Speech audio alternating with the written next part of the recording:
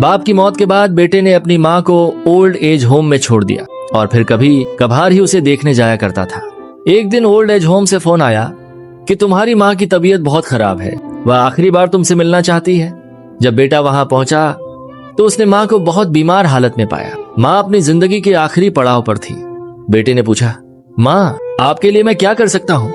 माँ ने जवाब दिया, बेटा बस इतनी सी मेहरबानी कर देना कि इस ओल्ड एज होम में पंखे लगवा देना और अगर हो सके तो एक फ्रिज भी रखवा देना ताकि यहाँ रहने वालों का खाना खराब ना हो।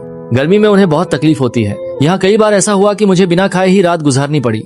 बेटा हैरानी से बोला, माँ आप इतने सालों से इस ओल्ड एज होम में रह रही थीं, लेकिन आपने कभी मुझसे इसकी शिकायत नहीं की। अब जब आप इस दुनिया को छोड़ने वाली हैं, तब आपको इस ओल्ड एज होम की इतनी फिक्र क्यों हो रही है? माँ ने हल्की सी मुस्कान के साथ कहा, बेटा क्योंकि मैंने यहाँ रहते हुए गर्मी, भूख और तकलीफ सब कुछ सह लिया। अब मुझे इन बातों की आदत हो गई है, लेकिन मुझे डर है कि जब तुम्हारी औलाद तुम्हें किसी ओल्ड एज होम में छोड़ जाएगी तब शायद तुम यह सब सह नहीं पाओगे। इसलिए चाहती हूँ कि यहाँ की सुविधाएं पहले से बेहतर हों। ये कहते कहते माँ की सांसें थम गईं। बेटा अपनी माँ का हाथ थामे फूट फूट कर रोने लगा। उसे अपनी गलती का एहसास हो चुका था, लेकिन अब बहुत देर हो चुकी थी।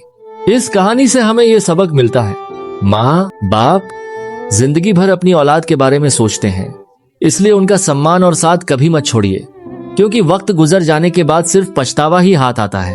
अगर आप भी इस बात से एग्री हैं तो कमेंट में यस जरूर लिखें और ऐसी ही सब आमोज कहानियों के लिए हमारे साथ जुड़े रहिए।